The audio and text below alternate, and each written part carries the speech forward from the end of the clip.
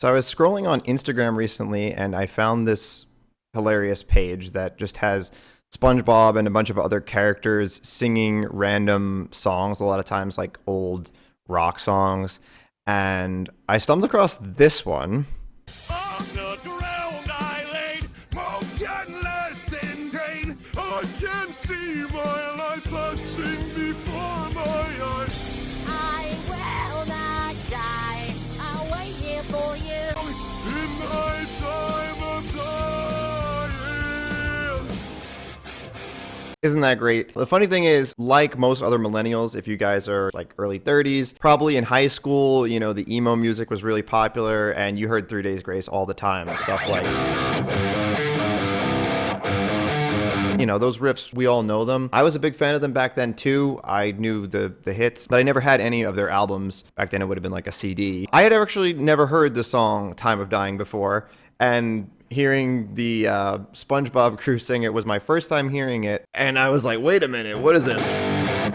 Like this riff is really heavy. So I've kind of been obsessed with the song, just listening to it a lot over the past few weeks. And I was trying to break down and understand what is it that I really love about not just the whole song, but particularly that main riff. That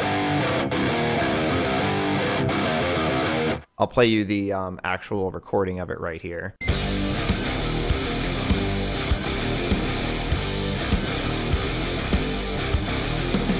Yeah, so that riff is just really heavy, and I'm trying to think, what is it about it? Because there's definitely something to the rhythm. So I have a background in music theory, but rhythm was always kind of my weak point. I was more into, and still am more interested in, like intervals, scales, chords, basic stuff like that. I'm trying to think, it sounded to me, at first I'm thinking that the first chord in that riff doesn't come in on the one beat. That's what I'm going into it thinking that. And then I'm listening to it, I'm like, wait, but it does.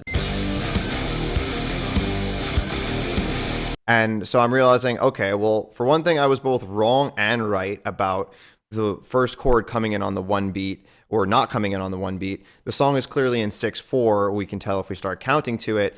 And the first 4 bars, the riff does come in, or I guess the first time you have that 5 chord. That 5 chord comes in on the one beat, but then the second time around, it comes in on the 4 beat. So let's go back and count that.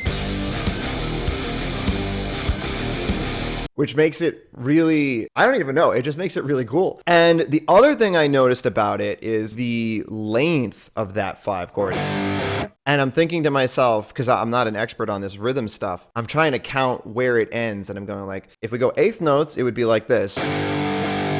Or, which is just wrong. It's like, I can't even play it wrong like that. It's just weird. It's 1, 2, right? It's not a full quarter note. So then I'm thinking 8th notes would be, and that's wrong also. It just, again, hard to play it wrong like that. So then I'm thinking to myself, well, I remember there are the dotted notes where you have something in between. So maybe you have, like, I guess it would be, in this case, it's a dotted 8th note, which I believe is like an 8th note plus a 16th note. So it's like 1 E and A is the length of the note. You can tell me if I'm wrong about that. Again, not super sharp on the rhythm stuff, but I wanted to confirm that. And I actually found sheet music, and sure enough, yeah, there is the dot right here every time that chord comes around. And this is probably kind of nonsense, but I was also thinking, even though the song is in 6/4 and then it has the riff with the first chord coming in on the first beat and the 4th beat, if the song was in 6/8, then the first chord of the song would come in always on the 1 beat. So if it was in 6/8, then it would always be on the 1. But obviously it's in 6/4, but it makes me wonder, maybe was the guitar player thinking of that when he wrote the riff? So the combination of this, I don't want to say odd timing because 6/4 is pretty common, but the timing of the riff basically restarting on the 4th beat and alternating between starting on the 1st beat and the 4th beat. The fact that it's a dotted 8th note and it's lasting a little longer, I think it just gives it this kind of like aggressive sound. I don't even really know how to describe it when you listen to the song. You know what how I would describe it? It's kind of obnoxious.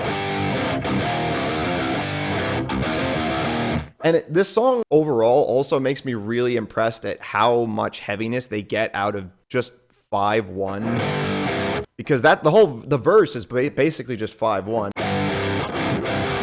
And how is that so heavy? I mean, it's a combination of the fact that the song is in drop C, which is basically drop D, but a whole step down on all strings. And whatever godlike guitar tone the guitar player for 3 Days Grace has always had. If you know anything about what amp or pedals this guy's playing through, I'd love to know, because there's such a distinct sound on this album. It's not even like the guitar sounds weird or odd or anything like super, avant-garde. It's just somehow a very unique high gain rhythm sound. And I think that doesn't come around too often. You listen to any song on this track, you can easily tell that it's 3 Days Grace just by the guitar tone. All right, guys, I hope you enjoyed this video. Let me know what your favorite 3 Days Grace song is. And let me know if you'd like me to do more videos like this. Have a good one.